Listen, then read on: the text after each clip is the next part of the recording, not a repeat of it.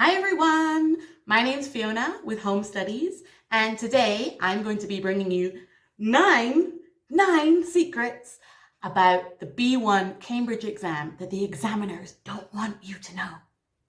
So, if you are preparing to take your B1 PET exam, or you're just looking for a little bit of extra practice, don't forget to subscribe to our channel and click the little bell icon. We have some fantastic videos coming up in the future to give you lots of great tips and advice about how to get the best possible mark in your exam.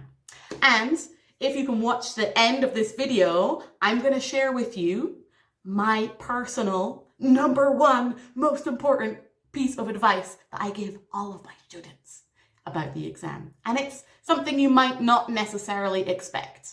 So, with that in mind, let's get started. Okay, first secret. Every point counts. If you are in your exam and you're not 100% certain about a question, maybe you've forgotten how to spell a word correctly, or you're not sure about the grammatical structure of the answer that you want to give, don't worry. Put something. Okay, obviously make your best guess, give the best answer that you can think of, but even if that answer is incorrect, it's still very possible that you will still get marks for that answer. At the B1 level, you do not lose any points for an incorrect answer. So if you're not sure about something, try. If it's correct, super. If it's not correct, hey, maybe you'll get some points. Secret #2, guess smart. As I just said, in this exam, you don't lose points for incorrect answers. So if in doubt, guess. You're not going to lose any marks by doing this. There are certain ways that you can guess in a more intelligent, cleverer way that will help you to possibly pick up some extra points.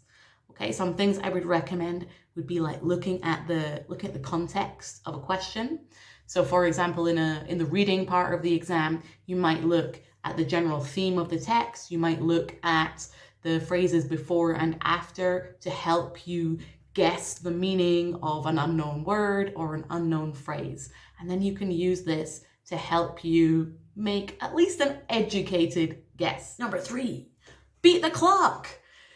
As you probably know, in the exam, the different parts of it are timed. They have a time limit. The reading and the writing, for example, are 45 minutes each. The speaking test is typically between 10 and 12 minutes.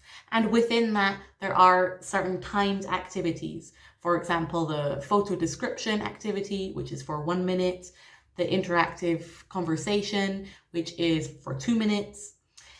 So timing is important in this exam. And what the examiners don't tell you is you can bring a watch. You can't bring a phone, obviously, but you can absolutely wear a watch to your exam. You can wear it in your speaking exam, in your reading, in your writing, every part. Nobody's gonna stop you wearing a watch. You can use this to help you manage your time more effectively. During the reading and the writing in particular, you're going to need to be aware of how much time you're spending on each of the activities. In the speaking exam, during the timed sections, you can use your watch to keep an eye on how much time has passed or maybe how much time remains for each part of the speaking test. So it can be really, really useful. #4, confidence is key, especially in the speaking part of the exam. Let's be honest. The examiners know that you're nervous. Everybody is nervous. It's an exam. It's very normal to be nervous, especially when you're going to be speaking in a foreign language. But in this speaking part of the exam, what the examiners are really looking for is your ability to communicate. It's not necessary for your English to be perfect. What we're looking for really is fluency, your ability to share your ideas, to participate in a conversation, and to ask and answer some questions. We are not expecting your English to be perfect. So don't worry, relax. Number 5, wow with your words. What do I mean by that? Variety. Variety of vocabulary is what examiners want to see. Of course, we want to see the amazing high-level vocabulary that you have been studying, but more importantly, we are looking for a range, for a selection of different words, different uses, synonyms that you can include into your speaking or into your writing. We really want to avoid repetition. This is kind of boring for examiners to hear or to read, and it doesn't sound very natural. Try to include synonyms, try to practice some different phrases that you could incorporate into your speaking. For example, for agreeing and for disagreeing, or in the writing for introducing and for ending the email part. These are all things that you can study in advance and will help you to gain more points in the B1. Secret number 6. Know the questions. Obviously, you can't know the exact questions that are going to come up in your exam. However, there is a lot of repetition in the types of questions, the types of activities, common questions that come up in the speaking and the writing in particular.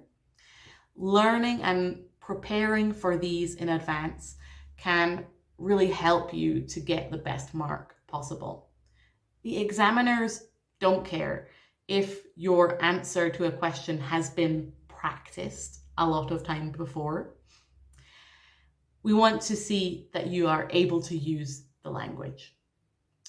Additionally, you can also study previous exams and look at the structures of the tasks. In the readings and in the writing, there are always structures and different types of questions and activities that repeat every single time. So knowing the structure and knowing the type of questions that you are likely to be asked can give you a good advantage. Secret number 7. Listen like a pro. I mean, listening is something that you have to practice in advance. And before you do your exam, I would recommend listening to some podcasts, radio programs, watching videos on YouTube, great place to start, but also a range of television programs, Netflix, Amazon Prime, anything that you can. The idea is that you get used to hearing people speaking English with different accents from different countries, speaking faster, speaking slower, and it gives you more experience of the language as a whole. However, there is one little secret that the examiners don't necessarily tell you about your exam. When you are doing the listening part and the speaking part of your exam, it can really help you to focus specifically on key words. Now, you can do this, you can practice this and train your ear to pick out numbers, dates, places, important information in the text or in the audio that you're hearing. And even when you're doing the speaking exam with an examiner, if you don't fully understand the question that you are being asked, but you understand one word or 2 words of it, you can use that information to form your response. So even though you didn't understand everything, you understood the most important parts. And that's really what counts. Secret number 8, I think. Be yourself. It's that simple. In the speaking part of the exam, examiners value natural, authentic communication. Remember that you are going to be doing the speaking exam with at least one other person, possibly two. So therefore, you want to be able to communicate clearly and be understood by the other person, and vice versa. The examiner wants to see that you can communicate your ideas fluently and naturally. We are not looking for a very precise accent. We are not looking for extremely formal language. We're really looking for natural communication. So go for it. Be yourself. We made it to number 9. Finally. Well, the final piece of advice that examiners might not necessarily tell you sounds simple, and it's just to stay calm. I know maybe that's easy for me to say, and in the moment everyone gets nervous, of course, but speaking from experience, the part of the exam that most students get very nervous about is the speaking. So I would recommend arriving at least 30 minutes before the time you're due to start. This gives you time to organize your paperwork, of course, all of your documentation, but also gives you time to meet your partner, or perhaps a group of 3 who you're going to be doing your exam with. You can talk to them, you can get to know them a little bit before you go into the room and you're there with the examiners. Another way to try and keep calm, if possible, is to accept that you're going to make mistakes. Everybody makes mistakes. If you make a mistake in part 1 of the speaking exam, try not to worry about it and not to let it affect how you perform in the rest of the exam. One mistake is not going to cause you to fail. You can do it. Okay. One final thing. This is my secret. Well, not really a secret because I tell all of my students.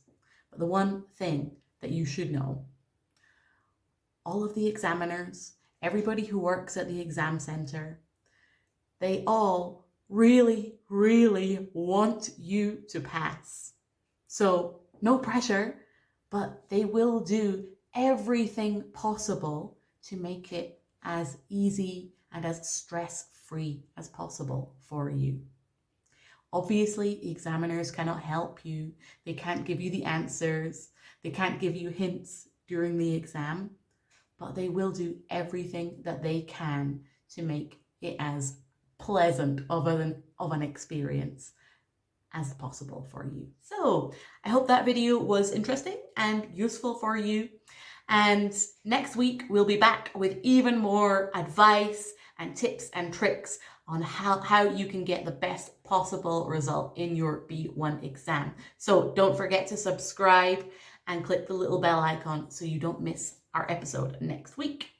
In the meantime, if you would like a little bit of extra help preparing for your exams or with your English in general, don't hesitate to get in touch with us here at Home Studies. You can see all of the contact information in the description down below. See you next week. Bye.